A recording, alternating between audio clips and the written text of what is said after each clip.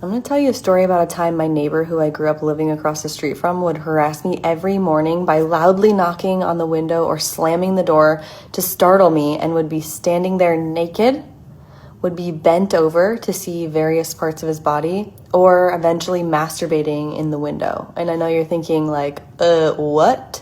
And this story has a lot of nuance to it and a lot of really important lessons that I learned along this crazy trajectory of this experience that I had. But every morning I would wake up before I had to go to work at like 5:30 and walk my dog. And this is where he would meet me randomly, but pretty often, like most days, this would happen to some degree, whether it was like while I was walking or while I was walking home. And I couldn't avoid this house because he's my neighbor and I had to walk past the house in order to leave my home. So he would startle me, and I would look, and this would happen all the time. So I told my dad about it, and the response at that time was, he's just weird, to get over it, to accept this treatment without repercussion, basically, and to not make an issue of it, to say less. And so I started to shrink, and I started to contract, which is a really big issue for women where they want to say something, but because their truth is not met with understanding, then they start to shrink and collapse. But in my heart and my body, I knew that this was wrong, and I knew that he was a predator, and I also learned that there's no way to stop him. So I'll just submit to this mistreatment, because what else could I do if my dad wasn't acting or the men around me weren't acting? And so years later, after deeply reflecting on different aspects of my life and realizing how fucked up the situation was, I returned home to visit and experienced so much anger and rage coming up, even seeing his house, that I didn't even know was there. Because truthfully, while this was occurring, I was in like a dissociative state. I was like, this I know is really bad, but again, nobody's doing anything about it. And so my needs, my expression doesn't matter. I don't have the agency to do anything about it. So I was in a nervous system state of dissociation. And my anger and rage, again, were discounted. Like neighbors or some people in my close circle were like, nothing happened to you, he's just a weird guy. But the story deepens. I started to tell my neighbor about this experience, and her husband recently passed away. She's in her 80s and her husband had just died. And she shared with me that he also did that to her. A very similar story, but also he got more brave with her in texting her something to the degree where he wanted her to know that he was watching her.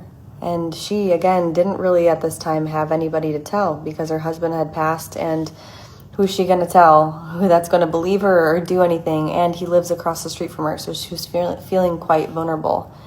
And in her share, she also shared with me that this neighbor next door to her had a similar story. And slowly, I found out just how many women he was doing this towards, he was acting this way towards in our neighborhood without correction for his behavior. He was getting more and more brave. Towards the end of my experience, he started to come outside naked and was masturbating outside. And this just exacerbated my anger to know that not only was this happening to me, but it was also happening to so many women in our community. And I immediately thought, where are the men at? The ones who in tribes or gladiator culture would have taken care of this rabid animal, this predator, this thing that is causing so much havoc in the ecosystem of our community. The apex predator type man who would not hesitate to protect the women, the children, and the peace of the community. But this highlighted another flaw. Men aren't acting because there's also this fear of our justice system would persecute the wrong guy here, or people would see the behavior of a man who acted and say something's wrong with that guy. He did this big explosive thing, or he finally did confront this person and it turned into this event, and they wouldn't take into consideration all of the stuff that happened prior to their reaction. Highlighting the flaw in our justice system, that the person who was terrorizing the community wouldn't be the one who would be persecuted, but the one who finally acted in a violent way or in an assertive way to establish a boundary and correct this disturbed person's behavior. That person would end up getting in trouble. So there's this fear of like, yeah, well, if I do act, then maybe I'll never see my family again because I'll get in trouble.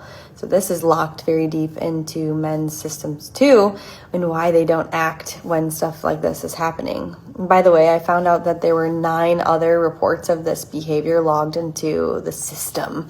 Logged, not acted on. So what I learned throughout this experience is that I need to train myself to face men. And biologically speaking, I am this inferior species as far as stature, but I had to overcome this real fear that lives in female biology, the fear of death, of standing up to a bigger animal and putting myself in harm's way. But that's what I did. I didn't see anybody else doing that. So that is my invitation for my own development. So just last year, 6 years after the original event, he decided to approach me in the neighborhood. I was visiting my parents. He decided to approach me, and this time I did not keep quiet. I didn't back down. And I did, in fact, cause an issue. I looked at him straight in the face, walked towards him with conviction and confidence that was unmovable. It was so stable. I unhinged my jaw and let him and everybody listening in the neighborhood know just how I felt, what events occurred, and what I would do if it happened again. And in this way, I reclaimed my agency and allowed a big part of my soul to come back home. What I mean by this is that the worst part of going through something hard like that is the lack of resolution people feel. When the people meant to protect you don't act, when your voice is not heard, when your concerns are dismissed or overlooked, when you are treated as weak and less than, and worst of all, just to take the mistreatment. All of these feelings have been my own invitation to step into a community leadership role, to be seen as powerful and strong because I don't hide from these experiences. I use them as a way to refine my character and to act accordingly. I won't state this person's name or address here on this post. I wouldn't give him the honor of being that significant in my life. But I will continue to be louder about the things that need to be corrected and discussed.